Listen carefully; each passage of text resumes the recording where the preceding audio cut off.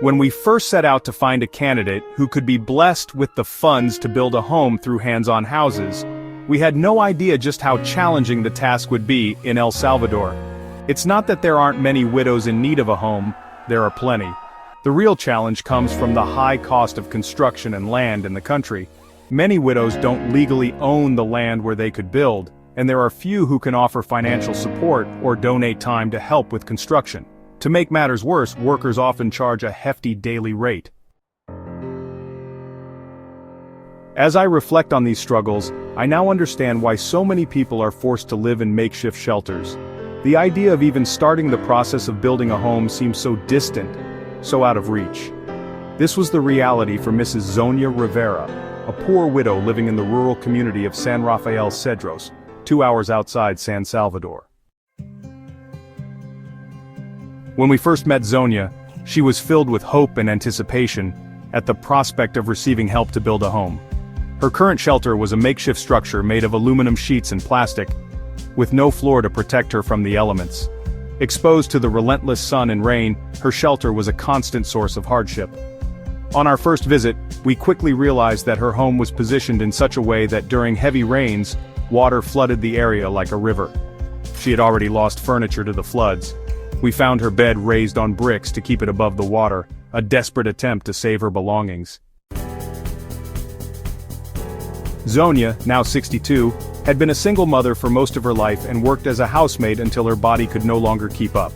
Over time, her 2 daughters, who had faced similar struggles, moved in with her, bringing their children along. Together, they tried to make a living by selling hens and fruits at the local market, but it was never enough to support everyone. Building a proper house was a dream that felt impossibly distant. It's easy to imagine the burden Zonia felt as she looked at her future, unsure of what hope there was for herself, her daughters, and her grandchildren. Although Zonia was a devout churchgoer, her daughters had not shared her faith. They were skeptical when the possibility of building a home began to materialize. But with faith, the first challenge was overcome: property.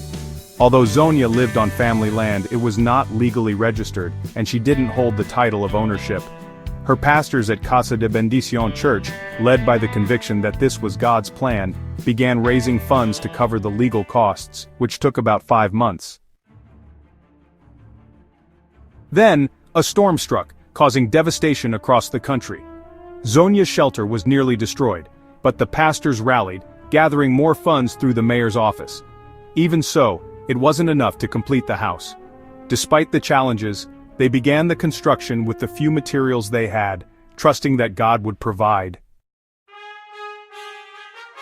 At this point, Hands-On Houses stepped in, committing $4,000 to complete the construction.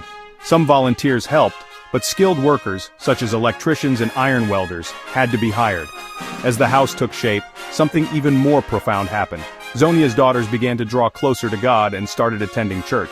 Today, one of them is part of the church leadership team and shared their testimony during the housewarming celebration. Zonia was deeply moved by God's provision. She began to see how even her neighbors, many of whom did not know Jesus, started to show interest in what was happening. With this transformation in her heart and life, Zonia decided that this house would be dedicated to God. She opened a prayer house in her home, committed to evangelizing and sharing the testimony of God's miraculous work. The housewarming service was filled with joy. The community gathered, the pastors were there, and everyone praised God for this incredible blessing. Zonia's joy and gratitude were palpable, and even tears streamed down her face as she thanked God for the transformation in her life and in her family's future. The last we heard, Zonia's son, who lives far away, had heard her story and promised to send money for a ceramic floor. The family is now praying that God will provide the means to start a small business selling groceries, so they can support themselves. What an extraordinary change. It's nothing short of a miracle. God at work, transforming lives and communities through the generosity of many who understand that God cares for the widows and the poor.